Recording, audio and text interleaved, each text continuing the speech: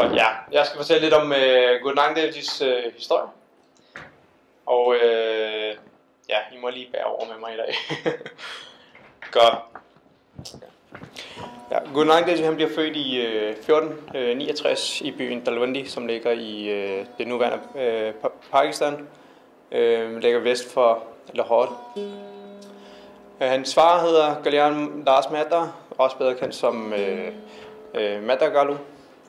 Og hans mor er Mata Dripta, og hans søster Bebe Nanki, som han så bor sammen med der. Guru Nanak Dev, han bliver så født ind i en hindu-familie, en landsby, hvor der både her er muslimer og hinduer, der bor sammen side om side. Og hvorfor var det Guru Nanak Dev? Fordi han blev født. Altså var det et tilfælde, han blev født, og eller var der et formål med det? Og der skal vi hen og se på, hvad Bhai Gurdas han skriver. Der skriver han nemlig Suni Pukar Datar Prab Guru Nanak Jag Mahi Pataya. Hvilket egentlig betyder, at Gud hørte menneskehedens råb om hjælp, og derfor så sendte sig Guru Nanak Dev Ji her til jorden. Så Gud sendte så Guru Nanak Dev Ji i den her tidsæra, som er mørkets tidsæra. Kali Yuga, som er en af de 4 yugs, den sidste af de 4 yugs, som findes i forhold til vores filosofi. Og den her, hvad det kendetegner Kali Yuga, det er, uretfærdighed, spirituel, uvidenhed og undertrykkelse i verden. Og Guru Granth beskriver så Guru Nanak Dev Ji som den her, mørkets tid, hvor Guru Nanak Dev Ji så er månen, som lyser i mørket og viser den rette vej. Ja, Guru Nanak Dev Ji bliver så sendt her til jorden, og allerede da han blev født, der vidste man, at der var noget specielt over det her barn. Han får så tildelt det her navn. Nanak er den pandit, der gav ham det her navn. Og hvad skal man sige, det var ikke et typisk hindu-navn eller et muslimsk navn, selvom han blev født ind i en hindu-familie. Og det undrede så Guru Nanak Dev Jis far, og han tænkte, hvorfor er det, at han ikke har fået et typisk hindu-navn? Hvor han så svarede, Pandit han så svarede, at det her barn vil både være elsket af muslimer og hinduer. Så det er derfor, han gav sådan et slags neutralt navn til ham. Så allerede fra fødslen vidste han Pandit, at det her barn vil udføre noget specielt. Og Guru Nanak Dev Ji som barn, allerede i en meget ung alder, viste Guru Nanak Dev Ji tegn på at være meget filosofisk og spirituel i de ting, han gjorde og snakkede om. Før jeg fortæller videre om det her, jamen, så skal man først lige forstå, at i det gamle skolesystem i Indien, der var det et meget mere holistisk tilgang til skolesystemet, end hvad det er nu, eller i det vestlige system, hvor at man selvfølgelig blev man oplært i bogstaver og tal osv., men man lagde stor vægt på den filosofiske og den spirituelle tilgang også. Allerede i en alder af 7 år, der skriver han så sin første Vani, som Parti Vani er det blevet kaldt som er en, filosofisk forståelse, eller en spirituel forståelse af hver enkelte bogstav i alfabetet. Og allerede her, altså det var sådan en hindu-lærer, han havde dengang, som allerede efter kort tid opgav at lære ham endnu mere, fordi, han forstod så, at Guru Nanak Dev Ji allerede var på et spirituelt meget højere plan, end hvad ham her lærerne så var. Og tænkte, at han kunne ikke lære noget, det her barn noget, som han ikke allerede vidste på forhånd. Han bliver også undervist af en muslimsk lærer, som han bliver både undervist i hindu og muslimsk filosofi. Så han vidste en del til begge religioner. Yes. Godt. Så i en ung alder er han meget sådan filosofisk og spirituel, men han er også meget oprørsk. Så han gør op mod de her såkaldte tomme ritualer. Så fordi han er født ind i en af de højere kaster, som så gør, at han kan få den her tråd, sådan Janeo hedder det, som er et tegn på, at han er blevet født ind i den her kaste, og kan så derved allerede opnå mukti som frelse.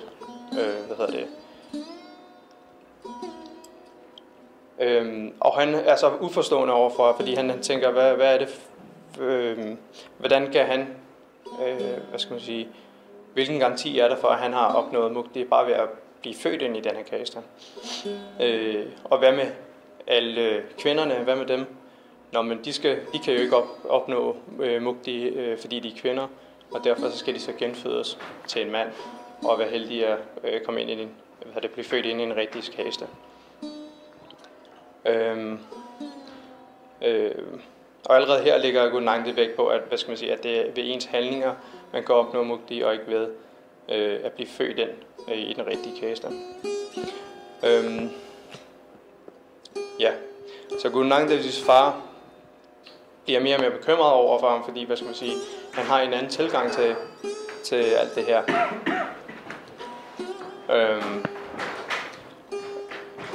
Og hver gang han sætter ham, i skolen, giver lærerne op på ham, og hver gang han bliver sat til noget arbejde, jamen så gør han det på nogle anderledes måder. For eksempel så bliver han sendt til markedet for at købe nogle varer, som han så kan sælge videre.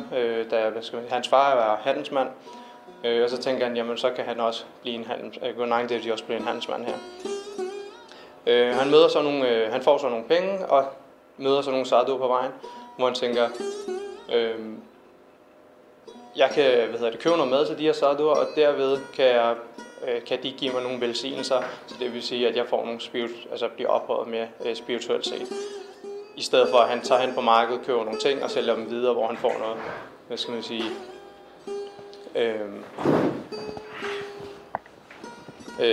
noget materiale for det.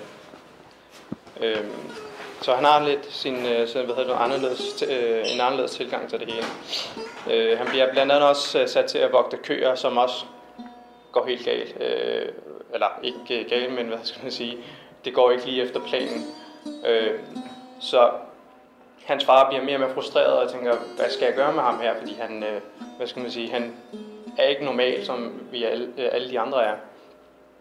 Så han tænker, hvad gør man med sådan en der? Med sådan en søn, som ikke kan dele det andet, og lærerne giver op på ham osv. Så han tænker selvfølgelig, at han skal giftes væk.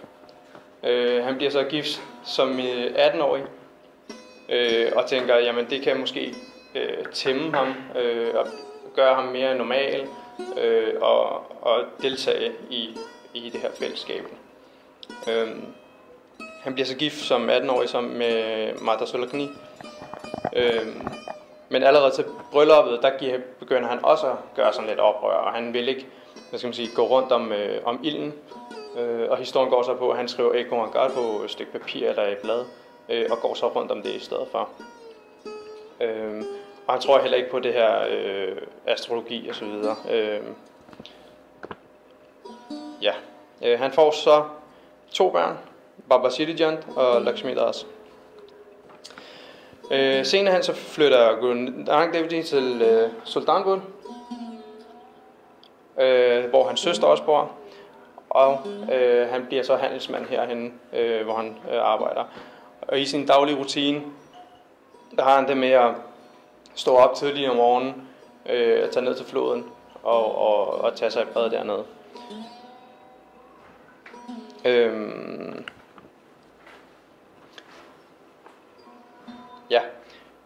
Og så en dag som 27-årig, andre siger, at det var som 30 eller 33 år, det er sådan lidt forskelligt. Men der så han så ned om morgenen til den her flod og skal have sit daglige bad. Men han vender så ikke tilbage og forsvinder så i de her 3 dage. Og man formoder, at hele landsbyen er bekymret for ham og kan ikke finde ham, og han formodes død. 3 dage efter, så vender han tilbage, hvor han siger de famøse ord, Nako hindu, Nako musalman, som er et ret kontroversielt på det tidspunkt. Ja, det her det er så et vendepunkt i Guru Nanak Dev Jis liv også. Det der er sket på de her 3 dage, det er, at han har været, i Sachkhand op hos Gud, og har fået det her, et job, som han skulle udføre her på verden. Han får tildelt titlen som guru. Og det er så først her, han kalder sig selv for guru. Så det vil sige, at han har han er et direkte talerør for Gud, og ikke som, profeterne, hvor for eksempel profeten Muhammed har fået sin åbenbaring gennem englen Gabriel, hvor Guru Nanak Dev han fik sin åbenbaring direkte fra Gud af. Og fra Gud af, der får han så sit, Mahamantat fra Ek Oankar til Gud Prasad, Amrit og Nam. Herefter så opretter Guru Nanak Dev så byen Kartarpur, hvor han så bosætter sig, og hans følgere bosætter sig der, hvor de lever det her selvforsynende liv, hvor de selv sørger for alting, gror deres egen mad osv. Men lever deres liv efter det her Nam. Derefter så tager han ud og rejser sine 4 Udasi-rejser for at brede budskabet og finde andre Gurmukhs, det vil sige andre folk, som har opnået den her mukti. Højt spirituelle mennesker. Han er så ude at rejse i 21 år, og går det så de her 28.000 kilometer cirka. Altså man har fundet ud af, han også har været i Rom nu. Men ellers han er op nordpå, vest, øst og syd, så han har fået dækket et kæmpe område for at brede det her budskab. Og her på sine rejser, han udfordrer de folk han møder, og søger de her konflikter. For eksempel er han i Haridwar, hvor han møder nogle hinduer, som er nede i floden, og så kaster de vand op mod solen for at sende vand til deres forfædre. Og det Guru Nanak Dev så gør, at han står modsat og kaster vand den anden vej. Hvor de her mennesker så tænker, hvad er det han har gang i her? Hvorfor kaster han det den vej, når solen er derovre? Og så forklarer han det, men jeg sender vand til mine marker, der ligger i Punjab. Og de tænker, hvordan kan du sende vand hen til dine marker, som ligger flere 100 kilometer væk? Så jamen, hvordan kan I kaste vand til jeres forfædre, solen, som er flere millioner kilometer væk? Og der tænker de sådan, okay, ja, han er fat i den lange ende her. Det var for eksempel et eksempel med hinduerne. Med muslimerne, han tager til Mekka, hvor han møder nogle muslimer derhen, hvor han skal overnatte et sted og lægger med fødderne ind mod Gabbar, den sorte firkant. Og ham han så overnatter hos bliver sådan lidt sur over, at han ligger med fødderne i retning, i den retning, hvor han så siger, jamen, at han skal flytte sine fødder et andet sted hen, fordi det peger hen mod Gud. Hvor til Guru Nanak Dev spørger, jamen, så må du flytte mine fødder derhen, hvor Gud ikke er. Med det vil han så sige, jamen, Gud er alle steder, og ikke bare begrænset til et sted. Så han er meget konfliktsøgende, og prøver at gøre op mod folks forståelse. Ja, overtro også, ja. Og undervejs i de her steder, han nu kommer rundt, der opretter han sådan nogle en slags skolesystemer, hvor han oplærer sig nogle mennesker i at give det her budskab videre, som han nu er kommet med, så at det kan blive bredt ud til flere mennesker. Manjimasan-systemet. Jeg tror ikke, det findes stort set ikke mere i dag. Hvad er det? det er det her system med, at han har oplært nogle mennesker, som skal sørge for at brede det her budskab videre, efter Guru Nanak er taget væk derfra. Efter de 4 rejser der skal, Guru Nanak er blevet ret gammel nu på det derværende tidspunkt, og han skal finde en ny guru, som kan fortsætte med det her. Og der finder han så Bailyana, som så senere bliver til, får navnet Guru Angad Dev Ji. Og Guru Nanak Dev Ji udnævner ham som guru efter en masse prøvelser osv. Og han bliver så udnævnt som guru, hvor en tradition, hvor han så selv bukker for den nye guru, for at vise, at det her det er den nye guru. Og cirka et år senere, der forlader Guru Nanak Dev Ji så den her verden. Ja, det var så det, jeg havde. Jeg vil fortælle lidt om det budskab, som Guru Nanak så kom med. Så, hvor den første det handlede lidt mere om hans liv og hans rejser og barndom og så videre. Så spørgsmålet, hvad var det for et budskab, han kom med? Hvad var det helt præcis, han lærte de her folk? Nu hører vi for eksempel om det her Manji-system, som Naradeep lige fortalte om, som netop gik ud på, at Guru Nanak havde en vision om, at det her budskab, det var ikke bare noget, som dem, som jeg møder, skal kunne lære af, men det er noget, som skal udbredes til hele verden. Og han tog så de her folk, som kunne se noget talent i, de var måske gode til at snakke, de var gode til at formidle, de var gode til at engagere folk, og så oplærte han dem sit budskab, så de kunne sprede ordet videre. Og det er så kommet ind på det her budskab, han så kom med. Et af de første spørgsmål, det er sådan, hvordan er Guru Nanak unik? Vi ved fra andre religioner, vi ved også fra Sikher, der har været flere 100.000 profeter, avatars, gurus osv. gennem tiden. Men hvad er det, der gør Guru Nanak unik blandt alle de her forskellige udbringere, der har været gennem tiden? Der er sådan 3 ting, jeg vil synes, der er selvfølgelig rigtig, rigtig mange, men der er i hvert fald 3 ting, som jeg bider meget mærke i, som jeg synes er ret unikt. Og det ene er, at det er et meget, meget revolutionerende og samfundsopbrydende budskab. Og det vil jeg selvfølgelig, de 3 ting giver nogle eksempler på i løbet af præsentationen. Men det er meget, meget revolutionerende i, at det er nogle meget nye tanker, der bliver kommet med, og samtidig så er det noget, som ligesom bryder med det, som vi kendte til at starte med. Det er ikke bare noget, som... Altså han kommer ikke og fortæller ting, som folk kan lide at høre. Sådan, det der dejlige budskab, og ja, det er sgu nogle fine tanker. Han kommer med noget, som ligesom rykker lidt i dem og udfordrer dem. Og det er ligesom og ikke bare på personplan, men også på samfundsplan. Som ligesom bryder med hele det samfundssystem, folk kender til på det tidspunkt. Noget andet, som er unikt, det er, at han prædiker sit budskab i alle 4 retninger af jorden. Nord, syd, øst og vest. Så hvis vi for eksempel kigger på Jesus, han prædikede primært i, i det område, som i dag hedder Palæstina, Israel, noget i Libanon. Det er sådan et meget lille geografisk område på størrelse med Jylland. Hvis vi ser på Mohammed, så prædikede han primært sit budskab på den arabiske halvø. Hvis man ser på nogle af avatarsene fra hinduismen, så er det også primært i Indien, især det nordlige Indien, det vi så i dag kalder Punjab. Det er sådan primært de områder, de befandt sig i. Det, der gør Guru Nanak unik, det er, at han rent faktisk, efter han har fået den her åbenbaring, han har fået den her mission, som Naradeep fortalte om, så er det, at han begynder at rejse ud for at fortælle folk om det her budskab. Og han rejste rigtig, rigtig langt. Vi hørte de her 21.000 kilometer. Det er en kæmpe distance at ligge på fod, for der var ikke biler, der var ikke moderne transportmidler dengang. Det var primært via fod, det var via heste og så videre, så det har virkelig været en udfordring. Og det ville jeg jo ikke have gjort uden grund. Altså han må have følt sig overbevist om, at han har en mission, han har fået af skaberen, og derfor så er jeg forpligtet til at gøre de her ting. Jeg kan prøve at vise jer kort senere hen, som viser, hvor stor en distance han rent faktisk nedlagde.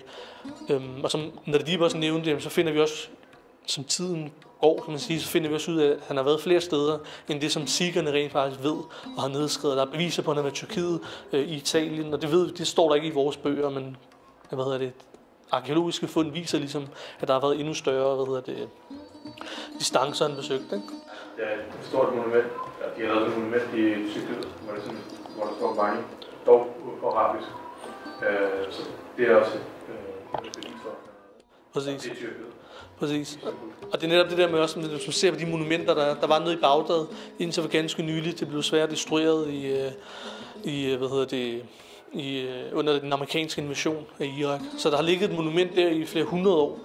Sikherne fandt først ud af det for 100 år siden. Det har ligget der blandt araberne i flere 100 år, før sikherne fandt det, hvor der netop står en masse ting om Guru Nanak på arabisk. Det fandt sikherne så der i starten af 1900-tallet, da de besøgte området. Og der i Tyrkiet står der en eller anden tekst, Jahangir-i Zaman, altså regenten på denne tid, eller den spirituelle kejser på denne tid. Og så kan man simpelthen læse teksten videre, så er det så Guru Nanak, den refererer til. Ikke? Og det er sådan noget, man først har fundet her for ganske nylig. 400 år efter Guru Nanak besøgte området. Og den sidste, som jeg synes er rigtig, rigtig vigtig, det er, at han nedskrev sin egen lære.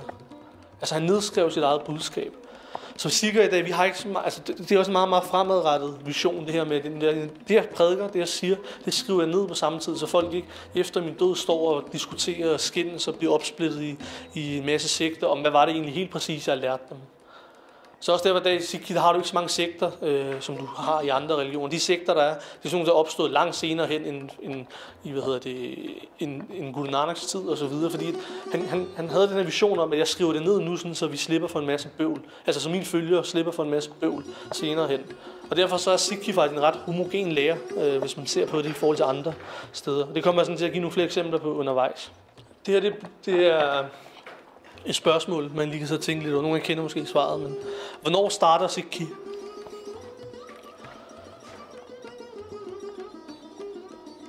Hvad vil du svare, hvis du fik det spørgsmål? Sikhi startede, mange vil sige, når de blev født. Men ifølge mig, så starter når han er nede i flod i de 3 dage. Hvor han forsker før flodvejen, der starter. Det vil sige, alderen det er 29 år cirka. Ja, men altså også omvendt til er den anden tilgang også rigtig, fordi der er jo masser af lærer, vi vil lære på Guru Nanak tidligere liv. Så det er sådan enten eller det er sådan, man kan blive enige om det. Ja. Er der andre, der har en anden udlægning eller en idé om, hvornår Sikhi starter? Det er faktisk, at Sikhi, Guru Nanak giver svaret i Japji Sahib. På den første side i Guru Granth Sahib, der skriver han Ad Satya, Jugad Satya, Happy Satya, Nanak Hosipi Satya. Sandheden var der til at starte med. Sandheden, altså i form af Sikhi, den var der før skabelsen blev skabt, ved begyndelsen af skabelsen, den er her i dag, og den vil til evig tid være der. Så Sikhi, det er faktisk ikke noget, der starter med Guru Nanak i forhold til den traditionelle udvikling. Sikhi har altid været der. Det Guru Nanak gør, når han bliver født og får åbenbaring, det er, at han ligesom starter den endnu en gang op. Der er nogen, der bruger et ord som Dharam Chakra, altså hjulet af Dharam, som ligesom, det er ligesom et hjul, altså en metafor, de bruger, hvor det er ligesom et hjul, som så bliver drejet rundt endnu en gang, når Guru Nanak så kommer. Det hjul har drejet tidligere med tidligere profeter, tidligere avdars og så videre gennem historien. Og når Guru Nanak så kommer, så drejer han den igen med en endnu stærkere, endnu stærkere kraft, hvis man kan sige det sådan, ikke? En endnu stærkere, sådan empowerment, hvis man kan sige det sådan. Så budskabet har altid været der. Budskabet til menneskeheden og hvordan de kan opnå frelse har altid været der. Det er ikke sådan, at folk, der levede før Guru Nanak blev født, det er bare synd for dem. De har ingen mulighed for frelse. Først når Guru Nanak bliver født, så har folk mulighed for ligesom at få den her frelse. Den har altid været der, teknikken har altid været der. Den er kommet gennem forskellige folk. Det der adskiller fra Guru Nanak, det er, at han udspreder det til meget større geografisk beliggenhed, og han ligesom er med til at starte det her hjul op igen. Så den traditionelle udlægning af det her, det er ikke, at Sikhi starter med Guru Nanak. Sikhi starter ved menneskehedens skabelse, man kan sige det sådan. Guru Nanak har en grundlære. Det her, det er hele fundamentet af Sikhi. Det er 3 punkter, 3 søjler, eller 3 grundpiller, som et er at tilbede Gud, 2 at engagere sig i samfundet og hjælpe folk omkring sig, og 3 at arbejde med sin egen udvikling mentalt. Hele hans budskab, det omkredser sig om de her 3 ting her. Det der er interessant her, det er, at du har en spirituel del, du har en samfundsmæssig ting, og så har du en sindsmæssig ting, altså du arbejder med dit eget sind. Så det er ligesom når det sagde, dengang man havde meget mere fokus på holismen, altså en holistisk tilgang. For Guru Nanak handler det ikke kun om, at man skal leve et spirituelt liv. For Guru Nanak handler det kun om, at man skal ud i verden og redde verden, men samtidig glemme sin egen sjæl. Eller man skal få styr på sine tanker. Guru Nanak sammenblander det hele til en formel, til en, lære. Det er det, man på Punjabi, på Gurumukhi siger, Naam Dhan Ishnan. Så hans lære, det er noget, som rent faktisk engagerer mennesket på det spirituelle plan, på samfundsmæssige plan, og så på det sindsmæssige plan. At tilbede Gud, fordi så fodrer mennesket sin egen sjæl, eller han udvikler sin egen sjæl på samfundsmæssig plan, men med til at bidrage til at udvikle samfundet hen imod en bedre retning.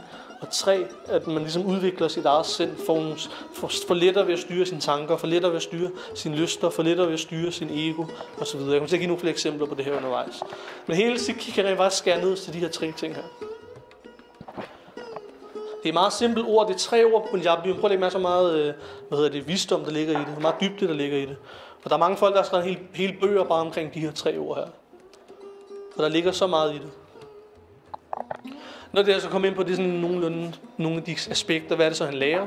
Blandt andet ved at kigge på teologi, på etikken, på menneskesynet, på verdenssynet osv. Og så nogle af de ting, som Guru Nanak lægger fokus på i sin barn, i de åbenbaringer, han så selv nedskrev. Ikke? Det helt fundamentale for Guru Nanak, det er, at Gud er en. Ikke Onkar. Det er sådan, at Guru Granth Sahib starter ud. Og det er ligesom det, der er hele fundamentet, det er det, der er hele essensen.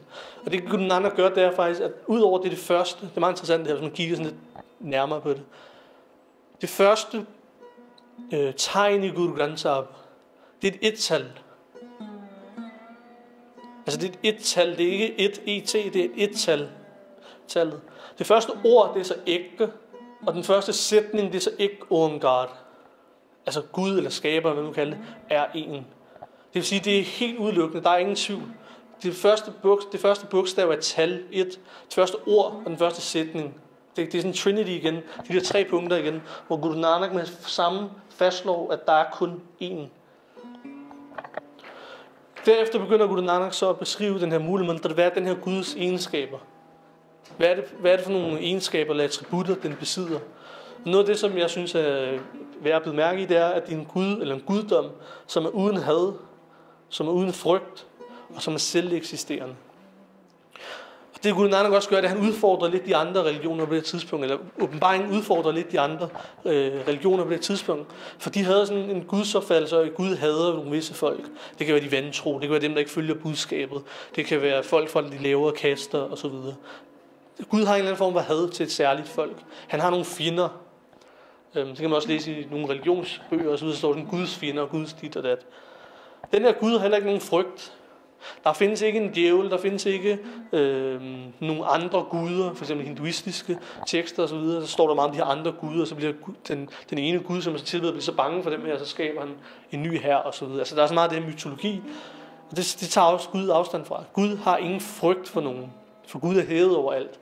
Så det her med at have en frygt, det betyder, at du besidder en mangel, i og med at du er bange for et eller andet. Ikke? Der er noget, der er højere end den.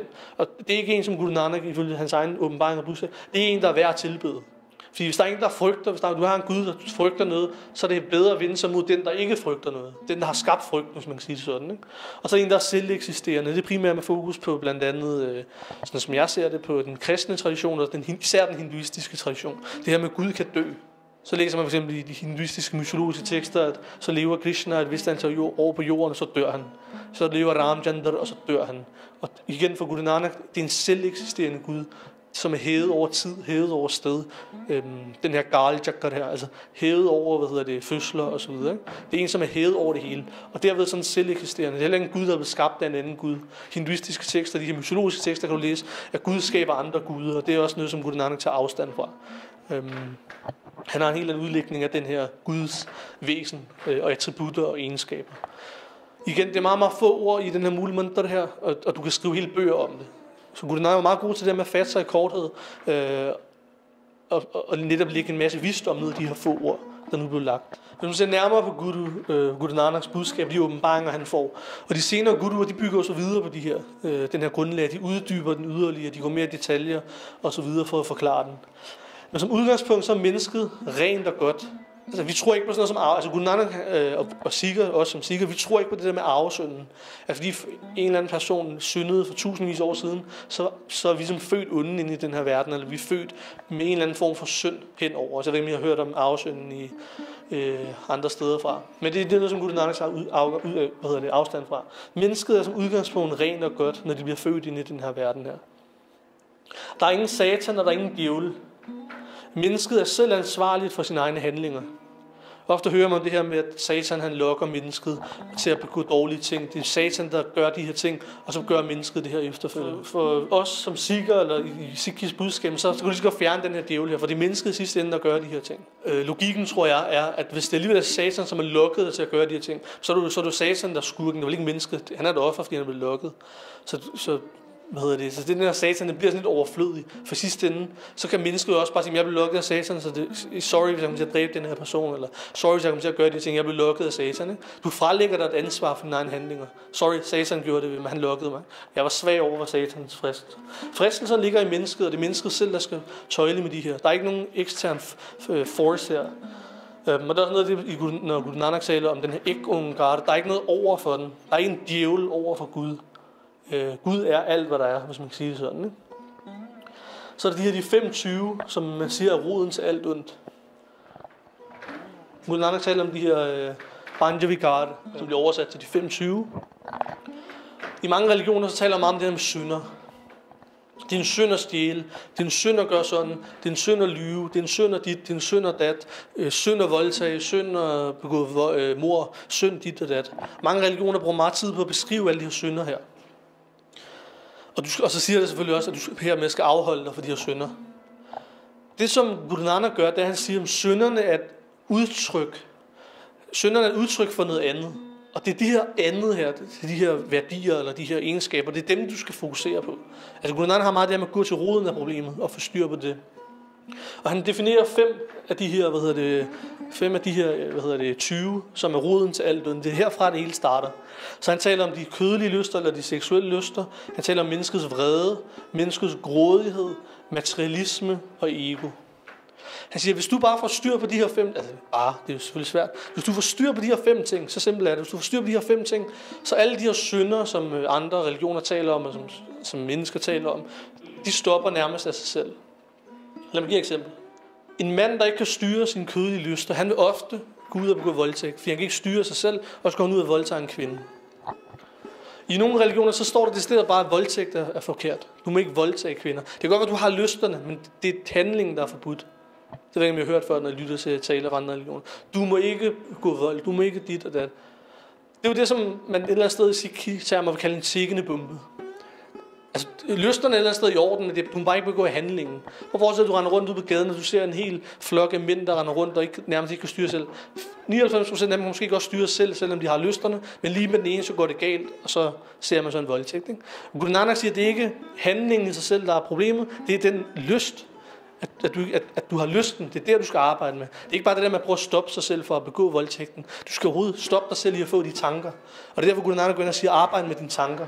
Noget andet, altså bare lige for at gøre lidt aktuelt, det her terrorangreb eller skudattentat, der har været i weekenden, der taler man meget nu, hvor vi ved mere om den her person her, man taler meget om, at han havde svært ved at styre sin vrede. Jeg ved ikke, om I har hørt det. Det er som, han var en vred ung dreng, en vred ung mand. Han har svært ved at styre sin vrede. Så kan du sidde og sige til ham, du må ikke begå kriminalitet, du må ikke begå knivoverfald, du må ikke dit og datten. Men hans problem var jo ikke decideret, at han havde... Hans problem var jo ikke, at han gik rundt og stak folk ned, og så er det det. Hans problem var, at han kunne styre den der vrede, og han var en tikkende bombe, for på et eller andet tidspunkt ville det gå helt galt. Så han er et sted, hvor Guru Nanak vil sige til ham, det er ikke fint, det er ikke nok, at du bare stopper hans hænder fra at kunne begå mord og knivoverfald.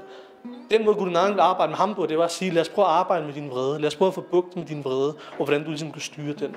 Folk, der stjæler, igen, det er jo deres grådighed, der gør, at de overhovedet stjæler til at starte med.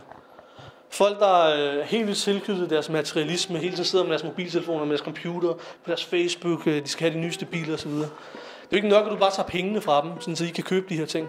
Eller du tager mobilen ud af hænderne på dem, fordi de vil stadig få de abstinenser, fordi de har lyst til at bruge deres mobil igen. Så igen, gå til roden af problemet. Alle de her synder, som der bliver beskrevet i alverdens filosofibøger, alverdens religioner, alverdens dit og dat, du kan tælle flere 100 af dem. Guru Nanak siger, at der er 5. Altså jødernes hellige skrifter indeholder 613 synder, så vidt jeg husker. 613 nævner den. Guru Nanak han siger, at der er ikke 613, der er rent faktisk 5, som kan komme ud på flere tusindvis af måder. Altså hvor mange måder kan vrede komme til udtryk på? Kan du give eksempler på, hvordan vrede kan komme til udtryk? Vold, ikke? Det kan være, at jeg sparker en, det kan være, at jeg giver en lussing, det kan være, at jeg tager en kniv, stikker en ned, det kan være, at jeg tager et våben og skyder en person. Det kan også være, at jeg råber.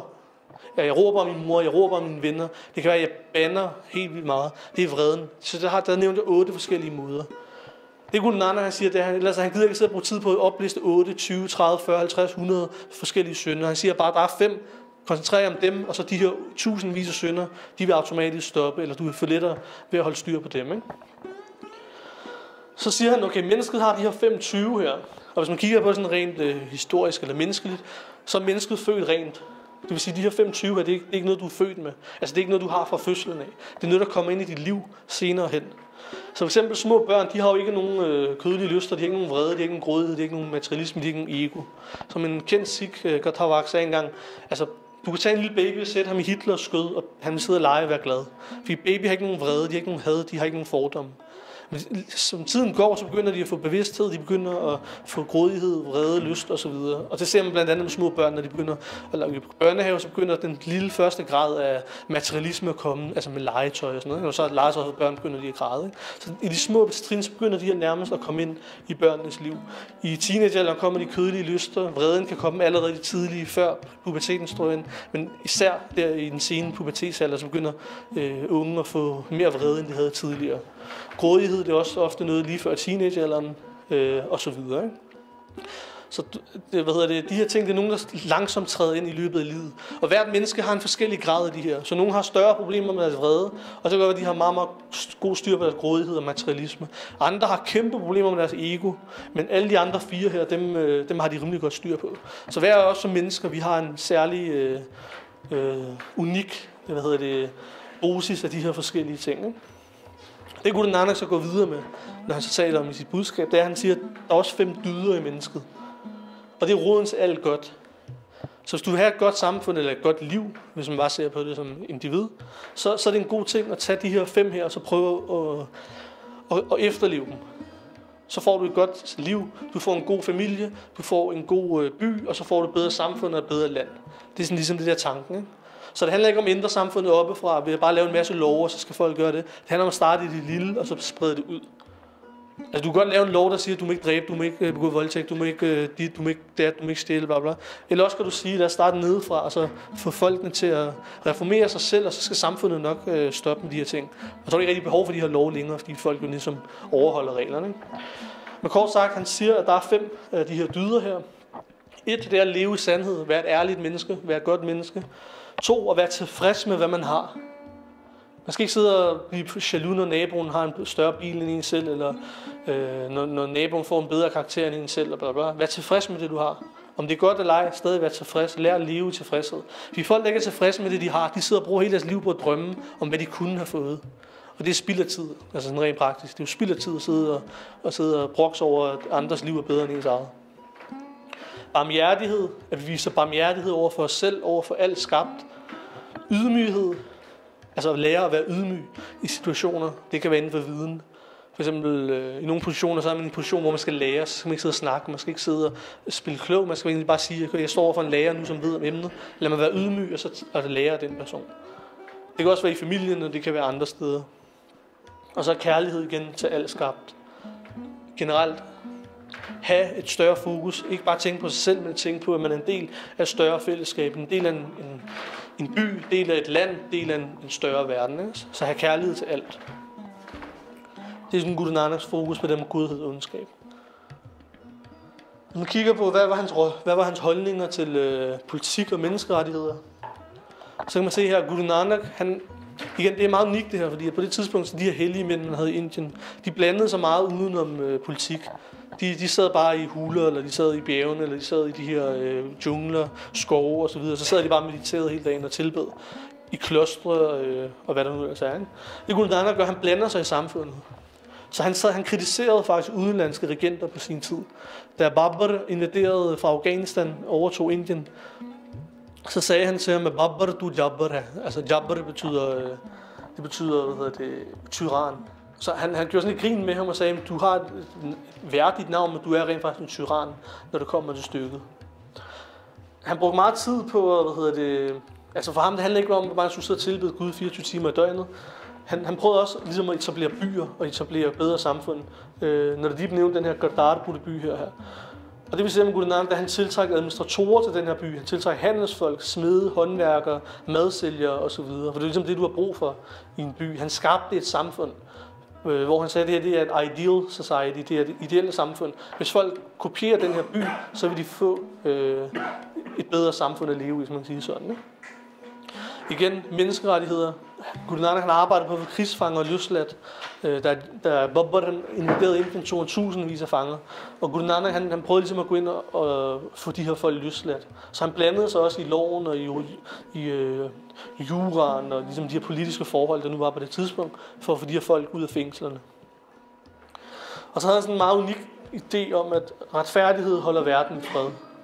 Og det lyder måske meget logisk, det lyder meget naturligt. På det tidspunkt havde man sådan en tanke fra hindu-mytologien om, at det kan godt lyde lidt spøjs, men de havde sådan en idé om, at under jorden, så var der sådan en dårlig, en tyr.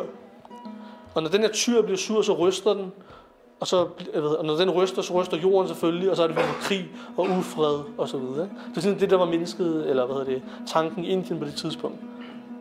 Så den måde, man kunne holde styr på den her tyr her, det var ligesom ved at tilbede Gud og tilbede den her tyr her, fordi så kom der fred på jorden.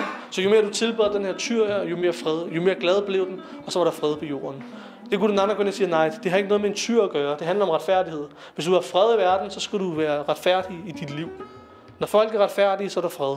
Så han bryder igen ligesom de her tanker, der var på det tidspunkt, som eksisterede for 1000 år, og siger, glem det her med mytologi og dit og det, der du skal tilbede. Det er menneskerne, der skaber freden på jorden. Det er mennesket, som har nøglen i egen hånd, hvis man kan sige sådan. Ikke?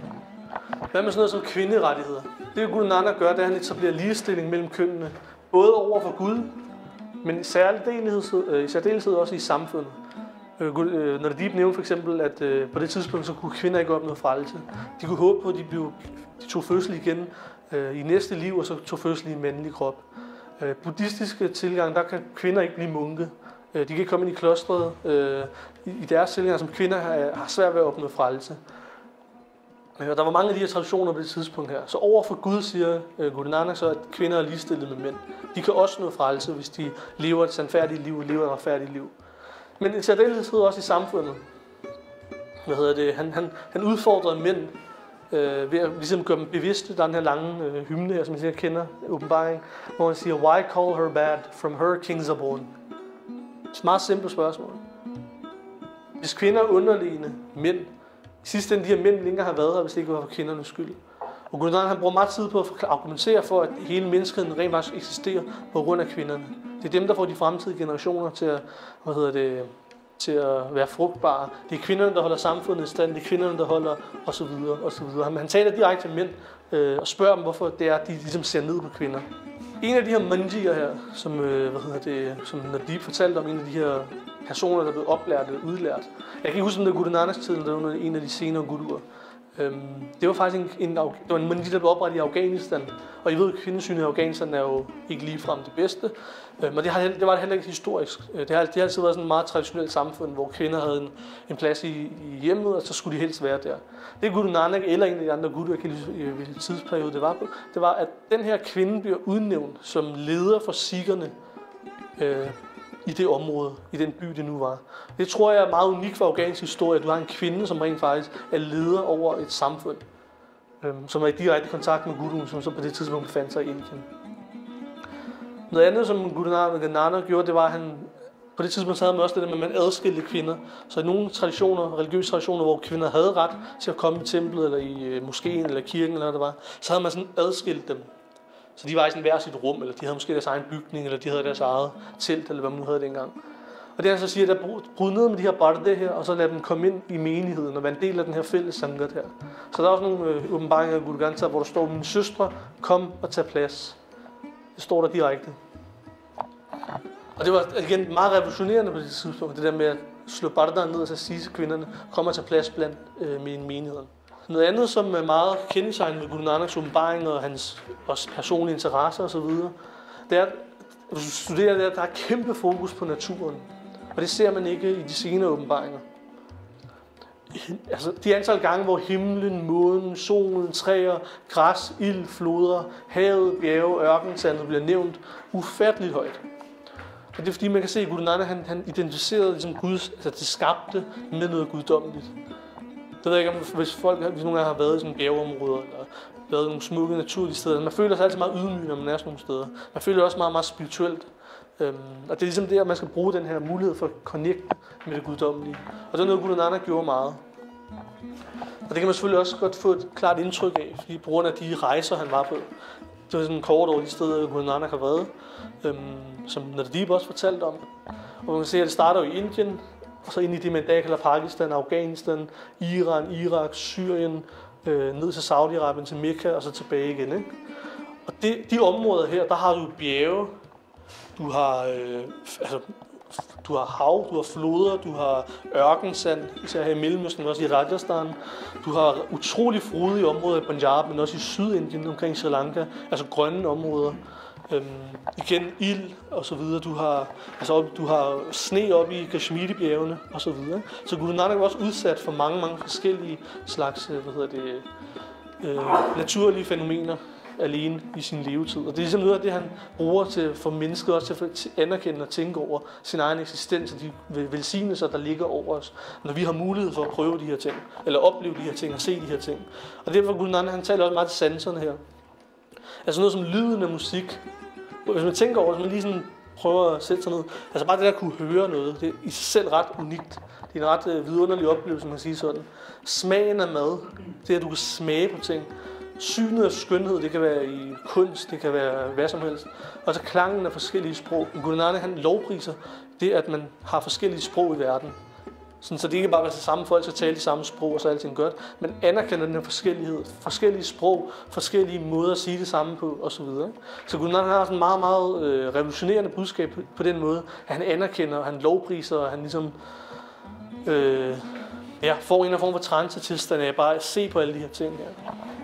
Så det er også for mange sikher, hvis man ser på mange af de sadhu, der har været gennem tiden, de har det også ofte med, at de ligger deres gurdwara tæt på floder, tæt på bjerge, ved bjergfødderne, tæt på, og så videre, og så videre. For ligesom for lovprise den her egenskab, der var i Guru Nanak. Så er der det her Chardi-Kala-koncept her, som er en utrolig central del af Guru Nanaks budskab, som man ofte glemmer, desværre. Det er det, man kan oversætte til tilfredshed eller contentment på engelsk. Der er en beskrivelse her. Contentment betyder the state of being mentally or emotionally satisfied with things just as they are. Og så leder det til en form for peace of mind. Guru Nanak taler meget om, at det at acceptere sin eksistens og den nuværende tilstand, man befinder sig i, det er vejen til fremgang. Hvis I tænker over det, der er nogle folk, for eksempel, de har ikke særlig meget. Især hvis jeg har været i Indien, oplevet. De har ikke særlig meget, men de er faktisk ret glade. De er ofte mere glade, de har mindre bekymringer end folk, som vi kender fra den her del af verden. De har det her contentment i sig, altså sandok hedder det på Punjabi. De har sandok i sig, og de accepterer den her hukam, som Guru Nanak taler om i Japji Sahib. For de accepterer bare tingene, som de er. Det kan godt være, at jeg ikke er født i en rig familie, så kan jeg sidde og bruge hele mit liv på at drømme om rigdom. Igen, jeg spilder mit liv, for jeg får højst synlig adgang til de her ting. Det kan godt være, at jeg ikke er særlig god med mine hænder, men så kan det være, at du er god til noget andet. Det kan godt være, at du er god til noget andet, og du ikke er særlig god med dine hænder. Hvis du bare sidder og bruger hele dit liv på at drømme om et eller andet. Jeg siger ikke noget galt i at have drømme og have ambitioner osv., men der er en naturlig grænse, og det er den, Guru Nanak taler om. Hvis du finder den naturlige grænse, og så holder dig inden for det felt, så oplever du en lykke og en fremgang, som vil skabe fremgang også i din familie, og så på samfundsplan på længere sigt. Ikke? Så det, han taler om, det handler om at finde en balance, hvor du ikke er overlykkelig, eller du er overdeprimeret. Bare finde den der naturlige balance in between, hvis man kan sige sådan. Ikke? Hvis nogen er med på den der sms-kæde, hvor der dagligt bliver sendt citater ud, så var der et citat, der blev sendt ud for 2 uger siden, som handler om det der med at lade sig selv blive snydt for et bedre, for en højere sags tjeneste. Ikke? Og den Shabbat, hymne, den opsummerer det her meget godt. Hvis nogen af jer kan se den, så handler den om, at velsignet være den person, der lader sig selv blive snydt for en højere sags tjeneste. Altså, lad mig bare give et eksempel. På et tidspunkt, så havde jeg skal sidde og sige, at jeg er heldig eller noget, men jeg oplevede på et tidspunkt, jeg har selv arbejdet som phoner i mange år, hvor jeg ringede ud og fik folk til at blive medlem af Red Barnet.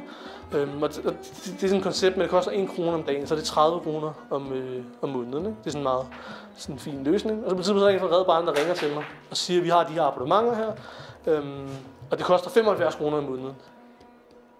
Så er jeg sådan lidt, men jeg ved jo, det koster 30 kroner. Så ellers det er jo ikke rigtigt, det hun siger, den her person. Jeg lod mig så alligevel indskrive, selvom jeg et eller andet sted blev snydt, fordi det var ikke det, som pakken går ud på. For jeg vidste jo uanset hvad, om jeg blev snydt eller ej, de her penge går jo så til de fattige alligevel.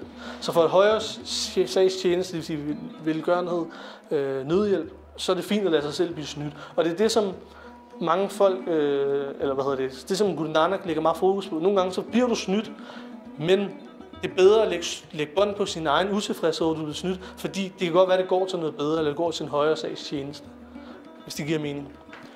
Nogle gange så er det også en fin ting, for eksempel igen bare med penge. Man ved godt, at man giver penge til en institution, som måske ikke er særlig god, men du ved, at det formål, de laver, er egentlig ret godt. Så godt, at du ikke kan lide personerne, men det går faktisk til en højere sagstjeneste, og så videre. Du kan finde tusindvis af de eksempler her. Ikke? Og det handler også om det der med at lade sig selv blive snydt, fordi hvis du bare accepterer den tilstand, der er, og du ligesom lægger bånd på din egen ego, lægger bånd på din egen, netop ego, så sidder du ikke og spilder din tid på en masse unødvendige ting. Og det er ligesom det handler om i sidste ende. Lad mig at bruge din tid på at sidde og tænke over, hvordan tingene kunne have været. Acceptere tingene, som de er. Noget andet, som er meget unikt ved Guru Nanaks, mens jeg lige runder af, noget andet, som er meget unikt ved Guru Nanaks budskab, og de senere guruer, også i de åbenbaringer, de senere guruer får, det er, at spørgsmålet er frygt eller vilje. Der er ingen trusler, og der er ingen lokkemad. Det er ikke sådan, at hvis du ikke følger det budskab, så ryger du i helvede, og så vil du brænde op til evig tid, og så vil tingene være sådan og sådan og sådan, og så bliver du helt bange og tænker, hold da kæft, jeg må hellere lige tage mig sammen. Omvendt er der heller ikke nogen lokkemad, der siger, at du får det her og det her og det her, når du kommer i paradis eller efter døden, hvis du gør sådan. Hvis du beder, så får du 2 år i paradis med adgang til rindende vand, og hvis du gør sådan her, så får du, hvad du nu ellers er. Ikke? Der er ikke den her lokkemad her. Mennesket har en hjerne, det der er Guru Nanaks budskab, det er, at mennesket har en hjerne. Følg den og lad dig være overbevist om det, du gør. Så det med at hjælpe folk, for eksempel, som er en god måde at bruge som eksempel, det der med at hjælpe folk, det skulle du gøre, fordi du får ondt af de personer. Ikke fordi, at du bruger dem som måde at få belønninger på. Der er mange folk, der bare sådan, at jeg giver penge til de fattige hver måned, hvis jeg får et belønning, og så kommer jeg i paradis. Selvfølgelig er der ikke noget galt i at give penge, det er ikke det, jeg siger. Men det, som er Guru Nanaks budskab, det er egentlig at have empati med de her folk. Have ondt af dem. Når du ser, de lider, så burde det rykke et eller andet i dit hjerte. Og det bør gøre, at du giver penge til de fattige. Så det handler også om det der med at få hjertet med at bruge sin forstand og bruge sin hjerne. Den der balance mellem hjerne og hjerte. Ikke? Følg din fornuft og lad dig overbevise om, hvad du gør. Lad mig bare gøre det som en eller anden automatreaktion. Igen også det der med, lad mig at lyve, fordi du er bange for at ryge i helvede. Lad være med at undgå at lade være med at lyve, bare fordi du ryger i helvede. Altså, det er en dårlig ting at lyve. Derfor i sig selv bør du stoppe med at lyve. Ikke fordi, at jeg ryger i helvede, hvis jeg gør det. Og så igen, hele det her med at være bevidst om, hvad du gør. Det er en meget, meget grundkerne i Guru Nanaks budskab. Igen, lighed, det er en helt unik ting med Sikhier. Hvis man ser på nogle af de historiske ting, som perserne, britterne, jeg tror også afghanerne har nævnt lignende, de beskriver sikherne, mogulerne også. Når de beskriver sikherne i deres byer eller i deres lande, så siger de, de går ind for lighed. Det er sådan noget, de bemærker. De går ind for lighed. Og det er mellem religionerne, mellem kønnene, mellem kasterne, nationaliteter og evner. Det betyder ikke noget i sidste ende. Det handler om menneskerne som værende mennesker. Så vi har ikke for eksempel sådan nogle ord som... mange religioner har sådan nogle ord for vantro. Du har kætter, du har hedninge. Det er sådan den måde, de opdeler verden på. Ikke? Vi har os, som er de rigtige, og så har vi dem, som er de forkerte. Vi har os, der er de sande kristne, og så har vi hedningene. Vi har os, der er dit, og så har vi kætterne. Vi har os, og så har vi de her kaffers og så videre. Altså det er sådan en meget polariseret måde at tænke i verden på. Vi har ikke noget ord for vantro i Sikhi, altså på Gurmukhi. Vi har ikke et ord for andre non-Sikhs. Vi kalder bare ikke-Sikher. Vi har ikke et nedladende ord som kætter, vantro, hedning og så videre. De ord i sig selv er ret negative. Og det er netop fordi, vi anerkender den her lighed, hvis man kan sige det sådan. Ikke? Og så, jeg gav også eksempler med inden for køn og så videre. I forhold til religion for eksempel, vi anerkender forskellige religioner er anderledes end vores. Men så længe de praktiserer godhed, så længe de tilbeder Gud, hvem er vi så til at sige, at det de kalder Gud er forkert? Fordi de udfører de samme handlinger, som vi gør. De tilbeder deres Gud med bjerte, med kærlighed, og de udfører gode gerninger. De prøver at skabe en bedre verden. Det er også et meget, meget unikt syn i Guru Nanaks budskab. Det ser du nogle gange i andre religioner, også den her med, at alle religioner er lige og sådan. Det ser du mere sådan nogle sekter og sådan noget. Du ser det ikke i the mainstream religion. Du ser det i sådan sekterne. Mange sufier har for eksempel samme tilgang. Men det er en sufisme og en sekte af islam. Og de har mange af de her samme tendenser som sikher og sammen. Igen, din sekt af islam. Du finder det ikke i mainstream. Du ser det også blandt mange kristne. Mange kristne har også det her meget smukke syn om, at alle veje leder til Gud. Men igen, du finder det i sekterne. Du finder det ikke blandt the mainstream, hvis man kan sige sådan. Og mod Sikhi, så det, altså vores ortodoksi, det er rent faktisk lighed mellem køn, kaster, nationaliteter, evner osv. osv. Ikke? Det kører bare som en helt fundamentalistisk ting. Igen, tilbage til det første slide her, som vi runder af med. Hvordan var Guru Nanak unik? Noget af det, jeg prøver at komme ind på, det er at vise nogle af de ting, hans budskab kom ind på. Og det, jeg sagde i starten, det var, at han kom med et revolutionerende, samfundsoprydende budskab. For eksempel det der, man gik imod kasterne. Lige snart du går imod kastesystemet, så er det ikke bare en fin tanke om, at alle mennesker er lige. Fordi du går ind og angriber den måde, samfundet er bygget op på. For det tidspunkt, så var det sådan, at du havde højkasterne, det var præsterne. Så havde du administratorerne, som sad i staten og administrerede landet. Og så havde du dem, som arbejderklassen, og så havde du den. Så når du ikke angriber kastesystemet, så angriber du hele samfundsstrukturen. Du nedbryder hele samfundsstrukturen. Igen, også i forhold til hele det her med menneskets ansvar for sine egne handlinger. Du kan ikke bare give skylden til en eller anden satan, som du lige i kort øjeblik lod dig friste af. Og så er det. Det er faktisk dit eget ansvar. Fordi du ikke har brugt din tid på at arbejde med dig selv, arbejde med din osv. osv.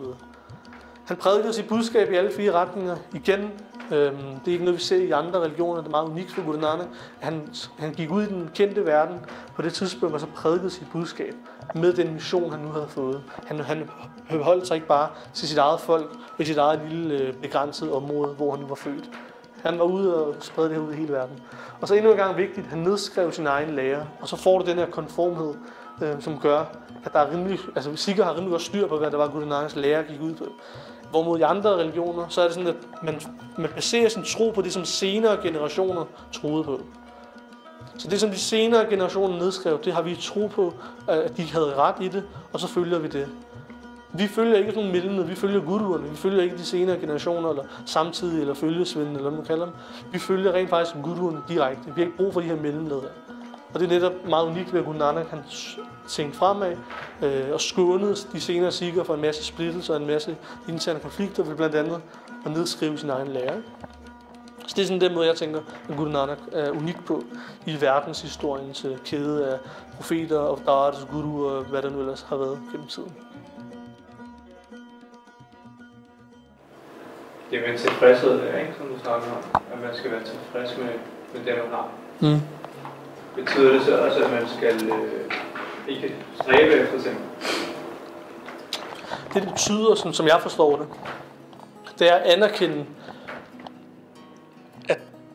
at tingene er, som de er et eller andet sted. Ikke? Men derfor kan du godt have nogle ambitioner om, at jeg gerne vil være bedre til at gøre et eller andet. Ikke? Men hvis du sidder nærmest for dårlig samvittighed, og du ikke fik et 12-tal i skolen, og du flårer dig, og du virkelig bare bliver simpelthen deprimeret af det, så har du ikke accepteret til sig. For nogle folk kan bare ikke få et 12-tal, eller kan ikke få et 7-tal, eller og så videre. Ikke? Og det er der grænsen går, når du nærmest begynder at bebrejde dig selv, og det bliver påvirkning på dit liv, og når du er i dårlig humør, så kommer du til at råbe af din mor, eller din far, eller et eller andet, og så skaber du problemer i hjemmet. Og det er det, som guruerne siger. Accepter dine begrænsninger ved at være tilfreds med den måde, tingene er i verden. Men det sagt som sagt, man kan godt prøve at stræbe efter noget, men i nogle tilfælde må man også bare sige, jeg kan ikke det her, og så eventuelt bare bruge sin tid på noget mere fornuftigt. Det er sådan, som jeg vælger at se på det på. Der er nogle folk, de bruger hele livet, de bruger 10 år af deres liv på at nå noget, som de et eller andet sted aldrig når. Og så har de et eller andet sted spildt 10 år. Den energi, de lægger i det, den kunne de have brugt på noget mere konstruktivt, som var inden for rammerne af deres evner, som man kan sige så. Altså det er sådan, jeg ser på det på, ikke? I forhold til den kartar, jeg har hørt. Men det er aldrig en måde, altså det her må aldrig blive en måde at blive doven på, hvor man så siger, nå ja, men altså der er jo fattigdom i verden, og nå ja, men altså, der sker sådan en masse lort, men sådan er det bare, ikke? Altså, vi skal bare være tilfredse med tingene, som de er. Altså hvis man for eksempel stræber efter det, og man aldrig nogensinde får det, men hvad skal man sige, det er jo ikke spildt arbejde at jagte det sådan. Nej. Men man prøver jo at gøre en indsats for det. Lige præcis. Og så længe du bare fortsætter der, uden at du bliver deprimeret over det, og nu bliver sur, så smadrer du lige bordet derhjemme og så videre. Det er der grænsen går. Altså det handler om at finde en balance, hvis man kan sige det sådan. Giver det mening? Altså der er ikke noget galt i de her ambitioner, der er ikke noget galt i de her drømme, men det skal ikke være sådan, at det ligesom ødelægger dit liv eller fastlåser dig inden for et eller andet. Uden at godt har jeg hørt det, så er det i hvert fald den måde, jeg har tolket det på.